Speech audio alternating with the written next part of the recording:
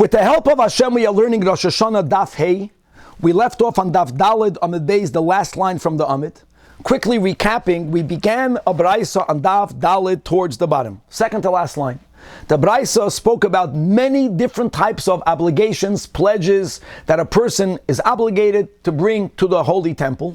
On all of them, the question is, how many Yomim Tovim need to pass for a person who should have brought it as soon as possible? Certainly should have brought it when anyways you went to the Beis HaMikdash during Yom Tov, during the first Yom Tov after your pledge or after your obligation. But if you didn't bring it then, so there's five different opinions amongst the Tanoim. When will you violate another violation of Lo Yisa'achar L'Shalmoi? Don't delay bringing it. What does delaying mean? Different types of delaying. Now, in this context, when we are going back and forth with the sources of the various Tanoim, where we left off is that in Parshas Re'eh, when the Torah is Bechlal explaining the dinim of all of the three Yomim Tovim. So the Torah specifies the rules of Chag HaMatzos, and then Chag HaShavuos, and then Chag HaSukkos. The Torah then says that Sholosh Pa'amim Bashana, during these 3 times a year, Yeirah Kol Zechurchas Pnei Hashem Aleikecha. The Torah Bechlal did not have to say the words Chag HaMatzos, Chag HaShavuos, Chag HaSukkos. The Torah said all these 3 words, either to tell you that only when 3 go by do you violate Bal Ta'achar, or the Torah is telling you that the 3 that go by have to be on the sequence, Chag HaMatzos has to be the first. However, other Tanoim did not subscribe to this whole opinion, like we had in the last year, and we are in the middle of discussing what do they do with Hashem's, so to say, superfluous Chag HaMatzos, Chag HaShavuos, and Chag HaSukkos, and we learned from over there, that's where we left off in last year, that even though Shavuos is only a one-day holiday, one might have thought that if a person did not bring his obligation karbanos, which is oila, a carbon oila, known as oilas re'iyah, and a shlamim carbon, known as shalmei chagiga. A person has to bring it on the first day of Yom Tov. And if a person didn't, did you lose the mitzvah or can you compensate for it? So on Pesach, you can compensate it during the entire Pesach, which is a total of 7 days. Or if you didn't bring it on the first day, you have another 6 days. On Sukkot, as we left off, if you didn't bring it on the first day, you can actually compensate for another 7 days, a total of 8 days. Both of them have tashlumin. So the Torah wrote the words Chag HaMatzos, Chag HaShavuos, Chag HaSukkos to teach you that even though Shavuos is a one-day Yom Tov, if you did not bring a carbon on Shavuos, these 2 karbanos, you can also compensate for it, but not like Sukkos. You don't have another 7 days, you only have another 6 days, because since there's 2 options to compare it to Matzos or to Sukkos, Tafasta Meruba, like Tafasta Meruba, Tafasta, and we're going to continue learning this sugya. We're going to learn since we don't compare it to Sukkos, so the Torah should have only written Ubachag HaMatzos, Ubachag HaShavuos, which is really the taina of Rab Shimon, if you remember what we learned in last year. So we're going to learn something else from the fact that Torah writes the words Chag HaSukkos. We're going to learn about the Mitzvah of Lina. Lina means that when you come to the Beis HaMikdash for Yom Tov, you can't leave Motzoi Yom Tov. You have to stay overnight. Really, we're going to learn a Tosfos that says every time you brought a carbon to the Beis HaMikdash, you can't bring it and leave. You have to overnight in Yerushalayim. But theoretically, if a person would come to the Holy Temple and they wouldn't bring karbanos, simply by the fact that it's Yom Tov in itself demands for you to express your excitement of being there by not running away right afterwards, Lina, you should overnight. Now we're going to be speaking about the dual mitzvah, either 2 parts of the mitzvah of, or 2 separate mitzvahs regarding counting the days and the weeks leading up to Shavuos, how there is a mitzvah to both count the days and to count the weeks, which is exactly how we count the Omer. Today is so-and-so days, so-and-so weeks. We're going to speak a little bit about a very important Rabbeinu Yerucham, and based on that, the Shevet Halevi and some other commentators regarding the mitzvah of counting the Omer. And basically the entire daf, or almost the entire daf, will be a daf out of Kachim. We're going to be learning how if a person who designated a carbon for a carbon Pesach and they didn't bring it, even though they violated Bal Ta'achar immediately, but that animal has to be brought, but it becomes a shlamim. We learned a lot about this in Masechtas Psachim. I think we learned again about it more in Masechtas Yuma. It's called a shlamim haba machmas Pesach. And we're going to have a beautiful question, which will be that based on those opinions that say that you only violate Bal Ta'achar when 3 Yomim Tovim go by, a shlamim that was a Pesach, how do you count the 3 Yomim Tovim? Do you count it Pesach being the first? Or do you say, no, when it was Pesach, it was only a carbon Pesach. Now it became a Shlamim, so now it's like a new carbon. So now Pesach is not one of the 3 that went over the carbon before you brought it. Verstehst? That will be a discussion. We're going to learn about B'chlal replacement karbanos. We're going to learn some dinim of a tmura. We're going to learn about a tmuras toida and the unique halachas about the 40 loaves of bread can only come with the original toida. It does not come with a substitute toida. It doesn't come with a tmura toida. And finally, we're going to learn the halacha that even when someone violated Bal Ta'achar, the person violated Bal Ta'achar. But that animal still has to be brought. The animal does not become invalidated, and chevra much more. Again, Daf Daled Amid Beis, we left off at the last line. Now that according to the opinions that use Chag HaMatzos, Chag HaShavuos, Chag HaSukkos is here to teach you the law that even by Shavuos you could compensate, but we learned the amount of time from Matzos. So fragt die Gemara, why did the Torah have to write Chag HaSukkos? The Torah could have spoken about the 3 holidays, and then the Torah could have said Sholish Pa'amim B'Shana Yirah Kol Zechurcha U'B'Chag HaMatzos U'B'Chag HaShavuos. We would have understood Chag HaSukkos because we just spoke about Chag HaSukkos. And we would have had the hekesh between Shavuos and Pesach and Matzos. So the Gemara says, no, because there is another din, la'akushe l'Chag HaMatzos, because we want to compare everything to Chag HaMatzos, everything meaning both Shavuos and Sukkos, what? Ma Chag HaMatzos ta'un Lina, that when a person comes to the Beis HaMikdash, now really what happened there is that you bring the carbon Pesach on the 14th. On Yom Tov, you can definitely not leave because on Yom Tov you have to bring an Oilas Re'iyah. On Yom Tov you have to bring a Shalmi Chagiga. Nowadays you can't leave because there's Tchumen, even if it's only Midrabanan. But the Torah tells you that, as we'll see in a moment, that you can only leave next morning. Next morning means the morning of Chol HaMoed. Not the night going into Chol HaMoed. That's called the Mitzvah of Lina. Just like Chag HaMatzos is the source where the Torah reveals that when you come to Yom Tov, you have to overnight in Yerushalayim, Av Chag HaSukkos, Ta'un Lina, and really it also means Shavuos.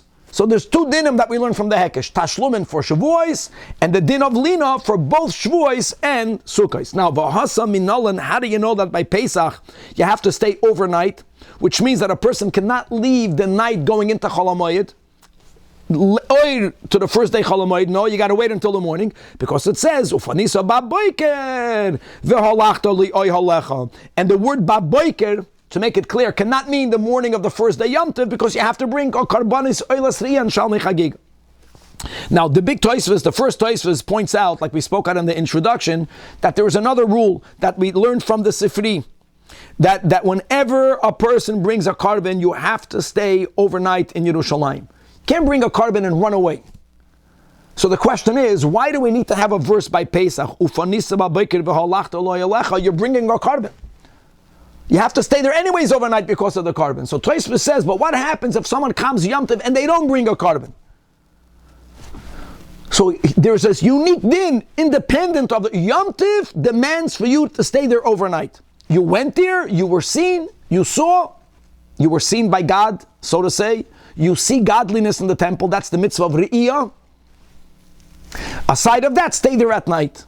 And even though it's written only by Pesach, but that teaches for Sukkos and for Shavuos. 3rd line from the top. Now, the Tanakama v'Rab Shimon, who they learn from the Chag HaMatzos, Chag HaShavuos, Chag HaSukkos, the din of 3 Yomim Tovim or 3 Yomim Tovim in sequence for the violation of Bal Ta'achar. So how do they know the din that even Shavuos, which is a 1-day holiday, has compensation time to compensate and to bring the Oilas Re'iyah and the Shalmi Chagiga? Tashlum and Latzaris Min Allahu answers the Gemara Nafkelahu. They learn it from, as we learned in the Braisa taught by Rabba Bar Shmuel, the Tani Rabba Bar Shmuel, that Amra Torah, this is a very important limud. The Torah tells us, Minei Yomim, count days, Vekadesh Chodesh, and sanctify the month.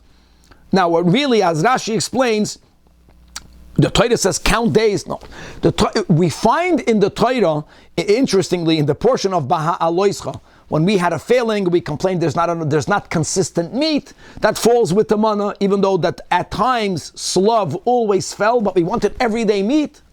And what happened was that God's response is that there fell slav and people ate for it. The Torah says, At chodesh yamim, that's the source from where we learn that Rosh Chodesh is not actually when it is. And this is a topic that we will learn a lot in this Masechta. The cycle of the moon, as we'll explain another time, is 29 days and 12 hours and 793 portions. Chavtes, Yud Beis, 793. So, and that is when the new Moilad will happen. We'll explain this another time. But that's when the new month begins. So I have a simple question. Why doesn't Rosh Chodesh begin actually when the Moilad is happening in Israel? Never happens that way. Or not never, it hardly ever happens that way. Rosh Chodesh begins by nightfall. You know why? Because since the Torah uses the words Chodesh Yamim, in other words, a month is made out of days. The day is the unit that you use to ultimately, after, whether it's 29 days or 30 days, which we go back and forth, we alternate to more or less come close to the Moilad, then we have Rosh Chodesh. How long is Rosh Chodesh for? Since days are counted to the month, and Rosh Chodesh is a full unit. A full unit means it has to be a full day, not a middle of the day.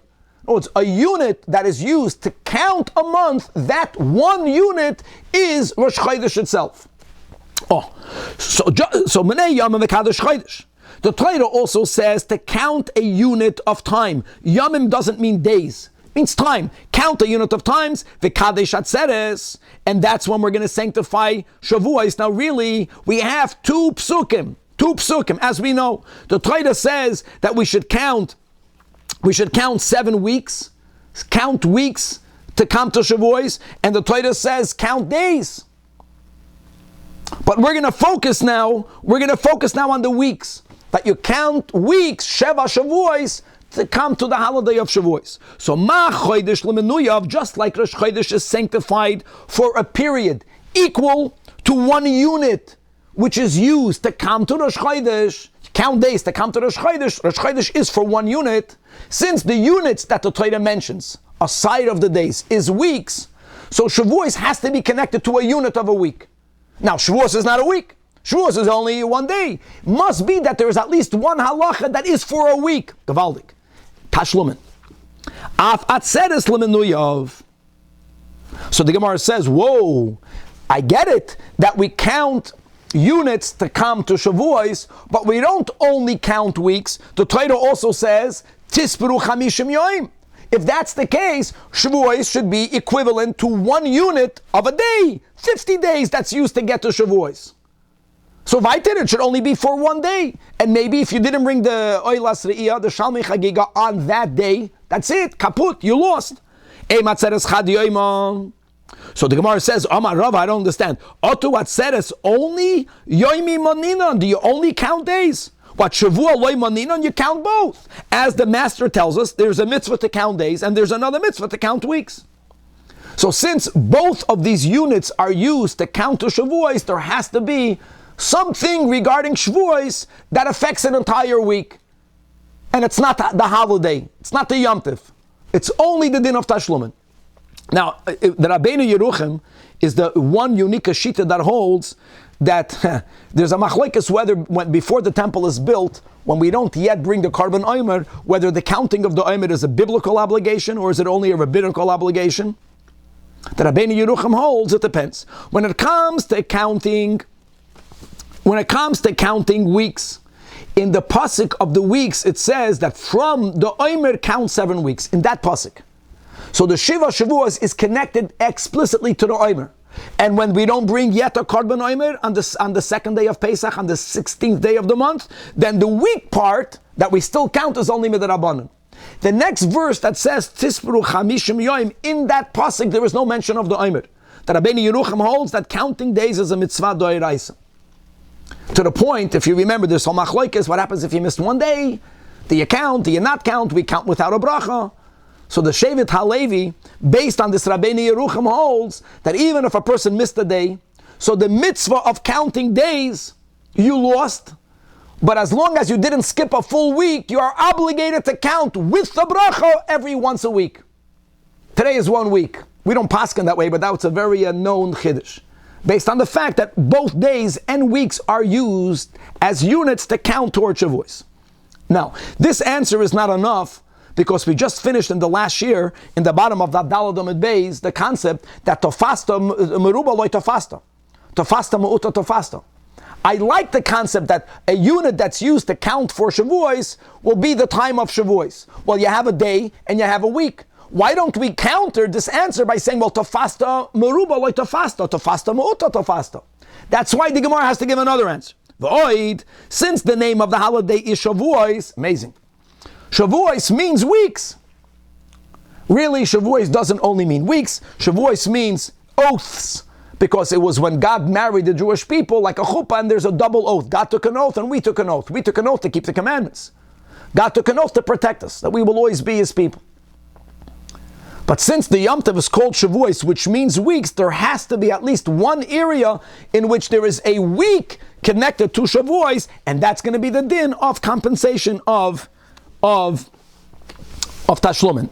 Now we are referring back to the Braisa on the bottom of that Daled Amud Aleph. When we went through all of the different types of pledges, for which at a certain point you're going to be violating Bal Ta'achar, the last one mentioned on Daf Daled is Pesach, the Korban Pesach. Even though we're going to still have to deal, like we mentioned, Tzedakos, which means charitable pledges that the Braisa puts together with the Bal Ta'achar, we're going to deal with that tomorrow on Daf Vav. We're going a little bit out of sequence. But Pesach doesn't make sense. You're only going to violate Pesach after 3 Yom Tovim? You can't even bring it. Or Pesach, or Korban Pesach bar mikrav b'regolim, is it even shaykh for you to bring it? Pesach, zimna kaviyalei, Pesach has a fixed time, which is the 14th, tafka in the afternoon, to shecht it then, and then to eat it during Pesach. I akrevei akrevei, ve'ilei akrevei itchalei. And since itchalei, it's only logical, as the Rishonim say over here, that you should violate Bal Ta'achar immediately, according to all of the opinions. And you do, indeed. So the Gemara says, Amar Rav Chizda. What we're learning now, remember for Kachim this answer. Whenever we differentiate the unique differences between different types of karbanos, you'll notice that Bechar, Meiser means Meiser Behema. Bechor, Meiser, and Pesach are always put together. And the karbanos that we should say every day before davening, they're also Bechor, Meiser, or Pesach. It's not just Kachei Kalim, it's unique Kachei Kalim. It's a category for its own. So indeed, the first answer is that Pesach doesn't fit here, but whenever the Tana speaks about Bechor and Meiser, we mention Pesach. Sounds well, but it's not, doesn't matter. It's called Kedei Nazba. We mention it together. It really, Bal Ta'achar is not, there's no 5 opinions by Korban Pesach. It's a big doichik that. So Rab Sheshes Amar, 3 lines before the bottom, no. First of all, I agree that the Korban Pesach, if you did not bring the animal that you designated on this Pesach, right away you violate Bal Ta'achar, right away. But still there is another Bal Ta'achar connected to that animal, and that is Pesach, my Pesach, shall may Pesach, as we learned that if you don't bring a Korban Pesach, Rashi gives the example, there are many examples. We designated this animal, we lost it. So we, the group, we designated animal number 2. And we brought animal number 2. Now we found this animal. First of all, we didn't violate Bal Ta'achar. What do we do with this animal? The rule is, it becomes a shlamim. And we learned a big, do you have to designate it as a shlamim? Does it automatically become a shlamim? Whichever way, it becomes a shlamim. So this animal is an animal for which, let's go to Rab Shimon, that after 3 Yom Tovim pass, you're going to violate Bal Ta'achar, Kisidra. So the Gemara says, well, if Rab Sheshes is right, and Pesach refers to the animal that became a shlamim, so the Braisa already mentioned shlamim. So the Gemara says, no, it's not the same. The Braisa has to speak about shlamim haboy machmas Pesach, and also the last line in the Amid, shlamim haboy machmas atzman. One cannot be compared to the other. In which direction explains the Gemara. Salkadai tachamina, you would think that this animal that was a Pesach, that now became a shlamim, hoyulu machmas Pesach kaasi, it came It began as a Pesach. So Daf Hey Amid Beis. You would think that some of the unique rules of a Pesach will be carried over to now this Shlamim Ke Pesach Dami. What does that mean? Just like by a Korban Pesach, according to all of the Tanoim. The animal that I needed to bring for Pesach, if I didn't, I violated Bal Ta'achad immediately. The animal that we said, the cases, you lost the animal, you only found it after Pesach, but you found it before Shavuos. Maybe everyone should agree that when are you violating Bal Ta'achad? Right after Shavuos. Right after one Yom Tov. Because Pesach, you violate Bal Ta'achad after the first Yom Tov, which is always going to be Pesach. So maybe the Shlamim Haboy Machmas Pesach should remain like a Pesach, that whenever it is that you found it, Beregel Rishon, that you didn't bring it, violated Bal Ta'achad, Komash Malan, that once it becomes a Shlamim, it's like a Korban Shlamim. And when do you violate Bal Ta'achad by a Korban Shlamim? So we had the 5 opinions that we had on last year. But it doesn't carry in it the specific, unique rule of violation Bal Ta'achad immediately. Nekuda. Now, Minohan Emili, the Brais on Daf Daled Amad Aleph, spoke about all different types of pledges and obligations that we have to the Holy Temple. Really, the pasuk in Parshas Kiseitze, in where the Torah says the words Loi Sa'acher L'Shalmei, the Torah explicitly only speaks about pledges. I want to read the pasuk by heart. The pasuk says that Kisidoy Neder L'Shem Alekecha. Kisidoy Neder means that you opted to make a pledge. Loi Sa'acher L'Shalmei, don't delay to pay it up, because Kidaresh Yidreshenu Hashem Alekecha, God will demand it from you, and it will be a sin if you don't bring it. So we're going to learn now a Braisa that breaks apart this verse and shows you that included in every word of this pasuk is another of the many categories that are mentioned in the Braisa on Daf Dalet. So we're going to go piece by piece. The pasuk opens in Kiseitze Ki Sidoir Neder, when you will pledge. So Ein Li Ela Neder. A neder is a unique type of pledge where a person puts the obligation on them. They say, Harei Olai, it is incumbent upon me to bring, let's say, a shlamim. Now, there's something, we're going into a nuance. There are some times that I don't make an obligation upon myself, but I take an animal that I own, and I say, this animal is a shlamim. Harei Zu shlamim, that's called a nadava. How do you know that the whole lav of Loi Sa'achar also goes on a nadava? Minayin. So the answer is, Nemar kan neder. Here, Taken Kiseit say the Torah doesn't speak about nadava. The Torah only says Kisidoir neder. But in Lahalan and Parshas Tzav, in another context, the Torah says, Im neder oy nadava. So we have a general rule that Ma Lahalan nadava imoy afkan, even where the Torah does not specify nadava, neder already is including in it nadava imoy. Next words that we have in the pasuk in Kiseitze, it says Kisidor Neder Lashem Alekecha. Lashem Alekecha, of course, Lashem Alekecha. So Lashem Alekecha is telling you what pledge goes exclusively to God. You know what? Not korbanos. Not korbanos. Even oila, the hide, goes to the owner. By all the other korbanos, some of it goes to the kahanim, some of it goes to the owners. But if a person pledges damim, like we said, a money pledge, Dami olai, erchin, erki olai. We spoke it out in the last year. Charamim, he used the words cherem lebedek habayis, or hegdish. This goes only to God.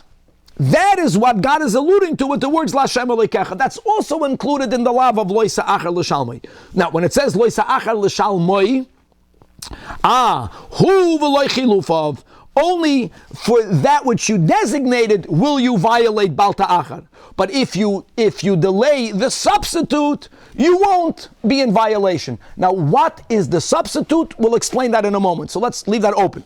The Braisa continues. When it says in the verse, Kidaresh Yidreshenu, God says, I will demand it. What does God demand? Obligatory karbanis. Chatois, Ashamois, Oilois means an obligation oila. Shlamim means an obligation shlamim, like Shalmei Chagiga. That's Daresh Yidreshenu. Then it says in the pasuk Hashem Alekecha. It says Kidaresh Yidreshenu Hashem Alekecha. The second time God writes Hashem Alekecha on the same pasuk, it's mamish not needed. So Eilu Tzedakos U'Maisros. How does this refer to Tzedakos U'Maisros? So Rashi tells us that when it comes to the pasuk of Tzedakos and Maisros, we find it says that Lo Chatia Tzedakah Lifnei Hashem Alekecha. Or it says, V'yachalta lifnei Hashem Elokecha ma'aser degancha. So the words Hashem Elokecha are including other mitzvahs where we have in the scripture the words Hashem Elokecha and a bachar. Then when it says Kidaresh Yidrashenu Hashem Elokecha me'imach. So what is the me'imach? From you zelekad shikchopeya. Again, Rashi tells us that the words imach is written in the Torah in the context of leked and shikha and peya. Then when it says in Kisei, say the words v'hoya b'chachet, says the Braisa, you will sin if you delay it. But v'loy b'karban chachet, but the carbon itself is not sinful. The carbon itself is not invalid. The carbon still has to be brought. End of Braisa, and now let's break it down. Omar Mar, the first part that we have to clarify is when the Braisa was medayik, loy sa'acher l'shalmoi, don't delay it. Who is where you are going to violate. But v'loy chilufa, but not in its substitute. What exactly are we talking about? Chilufa demai, the substitute of what is a carbon in where you won't violate bal ta'acher. I chilufei oila v'shlamim, an oila shlamim, right? What happens? The case will be you designated a carbon, and then you lost it. So you designated another one. Prior to bringing the new one, the substitution one, you found the first. And you brought the first. What happens with the second? The question is, you have to bring the second. We learn about this a lot in Kachin. And if you don't bring the second, why would you not be violating Bal Ta'achar? Of course you will. Since Chilufei Oila V'Shlamim Mikraf Karbe, so it makes sense that you'll violate Bal Ta'achar. Even though you never set out to designate two animals, but that's life. You designated one, you lost the one, so you designated number two. You brought number one, you got to bring the second one. Maybe it's dafka, the substitution of a carbon chatas. If I designated a carbon chatas and I lost it, and I designated another one, so we learned these are five. The halacha l'moshe misinai, the five chatois hamesois includes this one. Then lemisa azlam. Then this animal may not be brought. If it may not be brought, that's an inherent problem. Of course, you're not going to violate bal ta'achar. You're not allowed to bring it. You're not allowed to bring it inherently. Ella, perhaps, what does the Braisa mean when it speaks about chilufa for which there is no violation of bal ta'achar? Maybe that's chilufei toida. A carbon toida is a unique type of shlamim that has similar but not the same rules, including a carbon toida can only be eaten for 1 day and 1 night, unlike shlamim that can be eaten for 2 days and 1 night. And most importantly, a carbon toida has to come along with 40 loaves of bread, with all of the prat. And as we'll see in a moment, that if there is a reason for which one has a substitute carbon toida, the substitute carbon toida cannot come with breads. The breads only come with the original. And as we learned Tani Rab Chia, what happens if toida shenes arva b'tmurasa? Now tumura is, until now we were speaking about an animal that you designated and then you lost it, and so you designated a substitution. We're going to learn about another type of substitution. If you have the animal, the carbon, you did not lose it. For whatever reason, you took a second animal and you said that this new one should be a temura of the first one. So the Torah says, don't make such a declaration, but if you made it, they are both holy. That will be another case where you can have two Torahs. Now, the Braisa, as the Rishonim point out, isn't only speaking about this type of doubled toida, whether it is a tumuras toida or whether it is the case that we are giving until now. It's going to be the same rule, that I separated the carbon toida and then I lost my carbon toida. I separated another animal and now I found my original one. I have two animals and now they got mixed up and then one of them died. Umeisa achas mehem. Now if I have two animals and neither of them died, what do you have to do? Bring both and bring along 40 loaves of bread.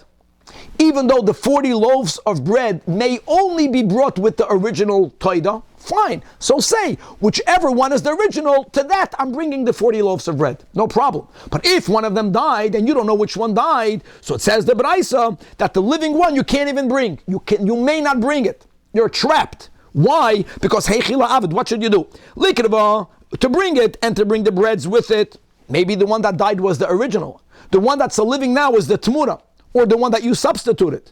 And therefore, Dilma Tamuri, and the substitute Toida may not come with loaves of bread, If you bring loaves of bread when you're not obligated, they remain chulin, and you may not bring unconsecrated foods into the azara. To say, okay, bring it, at least bring it. Don't bring the breads. Well, demol toidehi. And if it's a toida, then you may not bring a toida without breads, so you can't bring it. So here the Braisa is telling you that you're not going to violate Bal Ta'achar. Now, I just want to make it clear, this is not like the chatois that the owner already got atonement for. It's not the same thing, right? It's not the chatos that goes lamisa. A chatos that has to be put to death, as we learned all the details elsewhere, you put it into a shed, you don't kill it, you just don't feed it, etc. That chatas is inherently not kosher. So that's why the Gemara before said, pshita, that you're not chayev bal ta'achar, it's inherently not good. This animal is inherently good. You cannot bring it for a external reason. It's because you don't know which one it is. You don't know what to do with it. So one maybe here would have thought that maybe you're going to be chayev bal ta'achar, so the Braisa has to tell you you're not chayev, but the Gemara doesn't like it. Still, nevertheless, since you may not bring it, of course you're not going to violate bal ta'achar. I'm not delaying. God doesn't allow me to bring it. What happens with the remaining animals? So Yakir, what we will learn a lot in Kachim is that you have to wait until the animal gets blemished, and then once it gets blemished, you can sell it, and with its money you buy a new animal, and for that you bring the loaves of bread. Okay. For Hakiv in the last Basakravihi, I don't care whether it's inherently invalidated or whether there's an external reason, but if you cannot bring it, you don't need a pasuk to tell you you're not going to violate Bal Ta'achar if God tells me I cannot bring it. So Amar Absheshes, lo oilam, let's go back to the beginning. The case of the Braisa is lemu'utei chilufei oilo shlamim. A person had an oila, and you lost it, and you designated a new carbon. And then, let's say you brought a new carbon, or you found the original one and you brought the original one. Now you have the substitute one. The Braisa has to tell you that for this substitute carbon, you're not going to violate Bal Ta'achar. The question is, why not? You're obligated to bring it. And here is the Chiddush. You originally designated an animal. You didn't bring it the first Yom Tiv, you didn't bring it the second Yom Tiv. You are going on a track that if, let's go to the Tanakama, no sequence. The next Yom Tov, you don't bring it, boom, you're in violation. But now, the animal became blemished. And as we just mentioned, Yakir, what happens if an animal becomes blemished? So there are different things you can do with it. One thing is, like we said, to sell it and with its money buy a new one. There's another option. You can take the blemished animal, you can take a unblemished animal and put it near one the other. You can declare zeh tacha zeh. We'll learn this in Kachim. The original animal is no longer holy, and the new animal is in its place. That's the case over here. That's the chilufav. So now I have a question. This new one, which is zeh tacha zeh, when will you violate Bal Ta'achar? You might think, since this new one is an extension of the original already has 2 Yomim Tovim that passed. Maybe the other all of Regel Echad, even if only 1 Yom Tov goes over this new animal, since it's an extension of the first, and you're going to violate Bal Ta'achar immediately. That's the Kamash Malon, that even though it came Mikoyach Kama, you begin the count again. Now this answer is a great answer, but not according to Rabbi Meir, because according to Rabbi Meir, regardless, you violate Bal Ta'achar by any 1 Yom Tov. So what did you accomplish? So what's going to be the case of the substitute? So the Gemara says, no, the same concept. Even according to Rabbi Meir, you only violate Bal Ta'achar if the entire Yom Tov passed. So what happens if a person has an animal, a carbon oila, and it's in the middle of Pesach, or middle of Sukkot, and now it becomes blemished. And again, they don't sell it, but they take another physical animal that's unblemished, and they say Zeh Tacha Zeh, V'chilaloi during Yom Tov, and now the Yom Tov ended, for Aver Olav Regel. So without without that limud, you would have thought it's an extension of the first. So the whole Yom Tov went by. Command over all of Kulei Regel Dami, and you're going to be Chayiv Bal Ta'achar, even according to Rav Meir, Kamash Malano, Hu V'loi Chilufav, that you begin to count anew. And only when a whole Yom Tov goes by, only then will you violate Bal Ta'achar. Now let's go back to the ending of the Braisa. The Braisa says that when the pasuk writes in Kiseitze, "V'hoya b'chachet," that in you will be the sin. That's to teach you b'chachet. The person who bal ta'ached is violating, but v'loy b'karban chachet. But the animal is fine. Frekt the Gemara, "V'ha mahachinafke." Do we need it from these words in Kiseitze? Didn't achedim, which is really Rab Meir, he already taught us where we learn it from. Achedim is because in Hoyrias Daf Yud Gimel you learn the story why for a period of time Rabbi Meir was called with the word Achedim, others. Achedim says, so Rashi adds in the following: a bachar that you gift to a kohen, who the kohen, if it's not blemished, has to bring it as a carbon. It's a mitzvah for him to bring it that year. Another nuance, like Rashi adds, in 1 year, you normally have 3 regalim. Not always, but generally in 1 year, you have 3 yomim tovim. So we are now, in the Havamina, going to use Bechar as a model for all the other karbanis. That when it comes to a Bechar, one might have thought that if you don't bring it within the year, as you should, as the pasuk says, "Lifnei Hashem alekecha toichlenu shana b'shana," you will think that maybe via apostle it becomes disqualified, like as if the animal has a blemish. So Talmud Leimer regarding the Bechar, and here the Torah juxtaposes many things together. Meiser de Gancha, that the Meiser, we're speaking here about Meiser Sheni, that you have to eat in Yerushalayim, that comes from grain, Tiroshcha v'yetzarecha, from grapes and olives, and the Bechar, which only comes from these 2 types of animals, from cattle and from Tzoincha. So since the Torah puts together Meiser includes Meiser Sheni, right? Makish Bechar LaMeiser, just like Meiser, never becomes invalidated. Even though Meiser is separated 1 year for itself, not 1 year for another year, but if you didn't eat Meiser Sheni this year, so what? There's no problem. And the presumption will be that all the karbanis should be analogous to a Bechar. Again, a Bechar ideally should be consumed on that year. And normally that means that if you didn't eat it that year, 3 Yomim Tovim passed, still the Achedim say that the animal is still valid. The animal is valid. So we should learn from over here that only B'chachet v'lo b'karban chachet. Answers the Gemara, no. Itzrach. We need to have both. We agree with Achedim. We know that Bechar has a unique din, clear that it doesn't become invalidated, but Bechar will not be enough. The Torah also has to write in Kiseitze v'hoya b'chachet v'lo b'karban chachet. Because Salkadaita Chamina, that you know why, even if you did not eat the Bechar as you should have, which means in most cases 3 Yomim Tovim passed, you know why it's not invalidated? Because Bechar de lav bar hartzohu, Bechar is not coming to atone for anything. There's no sin that happened.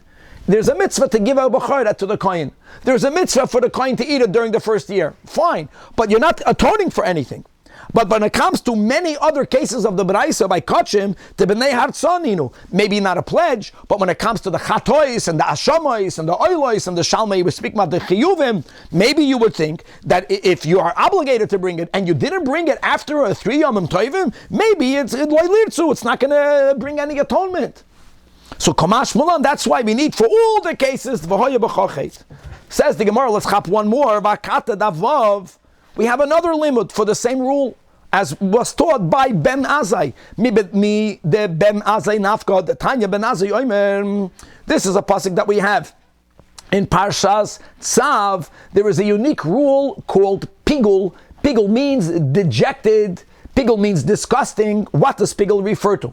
That during any one of the 4 steps of the service, which is shchita, receiving the blood, Kabbalah, walking the blood towards the altar, hoylacha, and sprinkling the blood, applying the blood to the mizbeach, known as zrika, shchita, Kabbalah, hoylacha, zrika. If the kohen who was doing that step had in his mind, and according to Rashi and Tosfos, and verbalized it, according to other Rishonim, mamish, only in his mind, that part of what needs to happen will happen beyond the prescribed time. For example, they're going to offer on the altar whatever needs to be offered, which is, let's say, the fats, not today or tonight, tomorrow. Or if they had in mind that the meat that has to be eaten, whatever the limit is, it's going to be eaten after the prescribed time. It was just a thought. The animal becomes invalidated and one may not eat it. Now, says Ben Azai, and I want to just say the words. The pasuk in Parshas Tzav reads that ve'im hey ochel yei ochel mipsar zevach shloma v'yom hashlishi. If that thought was had, even if the thought of eating it, that's the eating it beyond the right time. Beyond the right time, even by a shlamim, you only have 2 days and 1 night. But if you had a mind to eat it on the 3rd day, so it says loy yei ratze hamakriv oisai, the one for whom it's brought won't get atonement. Lo yechashev loy, won't be counted for him. You know why? Pigulu. That's the verse. Now the word oisai, lo yeratza hamakriv oisai, is completely superfluous. The Torah could have written ve'im hey ochel yei ochel mipsar zevach shlomav bayoyim hashlishi lo yeratza hamakriv, or lo yechashev loy. It already says loy. Why do you have to say oisai? So Ben Azai says that oisai matamud loimer.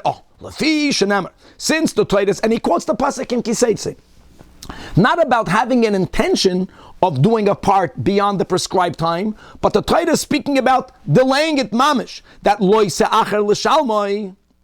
One would have compared the actual delaying of bringing a carbon to having an intention of doing part of the avodah delayed.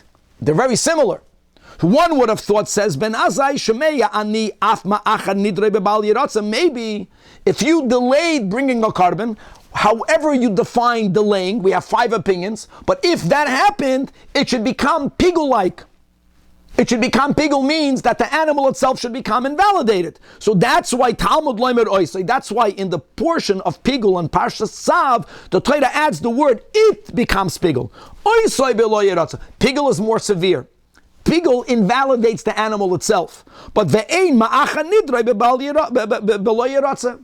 So Ben Azai learned from a word oisai by pigul that differentiates and actually is teaching you that if it's not pigul, if it's bal ta'acher, the animal is not invalidated. It doesn't become pigul-like. So why do we need to have the words v'hoya b'chachet v'loy b'karban chachet? Ella answers the Gemara, at least according to Ben Azai, you're right. The Braisa that quoted v'hoya b'chachet v'loy b'karban chachet doesn't subscribe to the limit of Ben Azai. But Ben Azai that learns it from Oisai, that is already in Parshas Tzav in Vayikra. We're going on the order. So when the Torah adds the words in Kiseitze at the end of the Chumash, v'hoya b'chachet, it's to tell you something else. And I want to give a short intro. Maminim b'nei maminim, that everything is b'hashgacha pratis. When an event happens, that one event affects different people on different ways. And there's a story about the Holy Baal Shem Tov about it. That even when there is a reason why Reuven, let's say, needed to lose something, if that loss not only affects Reuven, it also affects Shimon, the amazing, the awesomeness of God's Hashgacha Pratis is that if there's one event that affects many people, you can't just explain it by saying, so-and-so needed to lose something. If his loss also meant your loss, then there has to be a reason why you also lost it. Whatever happens has to fit for every person equally. So what we are learning about right now is that if, God forbid, a person passes away, so their passing is because there was a reason why they needed to pass away. But then there's another layer. When they pass away, it also affects negatively the people around them. At least let's hope negatively. So we're speaking about a person's wife who passed away. I'm giving this introduction is because a person's wife, we're going to link that for certain types of sins, a person loses his wife. People very erroneously think, that if this man violated whatever we're going to read here, and that justifies him losing his wife, what, because of his sin should his wife pass away? Of course not. If she passed away, there's a reason why she passed away for her. We're just trying to explain why is it that he lost his wife. That means even if she, for whatever the Hashgacha Pratis reason, needed to go, but why should the husband lose his wife? So there has to be something that he did which earned him losing his wife in a negative way. So Ella says, Ben Azai, v'hoya b'chachet, V'loi be'ishtecha chet, meaning the sin of Baal Ta'achad affects you and not affects the passing of your wife. Sal kadai techamina, you would think that Hoyel v'amar Rabbi Yechanan or v'tei Rabbi Elazar, right? They were contemporaries. That ein ishtoi shel adam mesa ela im kein mevakshem memenu mamin ve'ein loim. Machloikas Rashi Toisvis. Let's speak about Rashi. Rashi connects this concept, dafka, to theft. That if a person steals something and he's being asked to return that which he stole, and if the person does not pay back, even if he doesn't have, but he doesn't pay back, that is one of the reasons for which a person, God forbid, will lose his wife. And not because he stole and he doesn't pay back when he's asked for the money, that's why the wife should die. No, the wife, if she's going to pass away, that's her own cheshbon. But even if there's a cheshbon for her, the question is, why did he lose his wife? For this sin. For a person stealing and being told you got to pay back and not paying back. And how do we know that there is a link between someone, God forbid, losing his spouse with him not returning the theft? Is because King Solomon, in his great wisdom in Mishnah, who's telling people don't steal. The way he words it is, you know what's going to happen if you're going to steal, and then they're going to ask you to pay back, and then you will want to, but you won't have it anymore. If you won't be able to pay back, lama yikach mishkavcha mitachtecha. Why would your mishkavcha literally means your bed? It's an allusion here to one's wife. Why would your wife be taken away? In other words, Shlomo HaMelech is saying don't steal because you're making yourself vulnerable. That perhaps, right, this is the risk. If you won't be able to pay it back, then there will be a just reason for that person to lose his spouse. So for not paying back theft, a person can lose his spouse. So you might have thought, Ema Bahai oven the Baal Ta'achad namoy ishtay mesa, that a person who makes a pledge to God and doesn't pay it, maybe that also justifies him, God forbid, losing his spouse. So that's the v'hoya b'chachet v'loy be'ishtachachet. So is Shitas Rashi. Tosfos argues with Rashi regarding that it's not only about theft, but there are certain violations for which he will, God forbid, lose his spouse. And v'hoya b'chachet is not when it comes bin adam lamakim, only bin adam lachaveir. In other words, stealing from your fellow, not paying back is a lot more severe. Making a pledge to God, even when you're obligated, not paying, God has a lot more tolerance and patience. God is a lot more forgiving. So taka v'hoya b'chachet v'loy be'ishtachachet. Or if you don't subscribe to Ben Azai, if you don't use the word oisoi by pigel to exclude that animal that's Baal Ta'achad is valid, then the Braisa still stands. V'hoya b'chachet v'loy be'karban chachet. We'll stop here, and God willing to be continued tomorrow.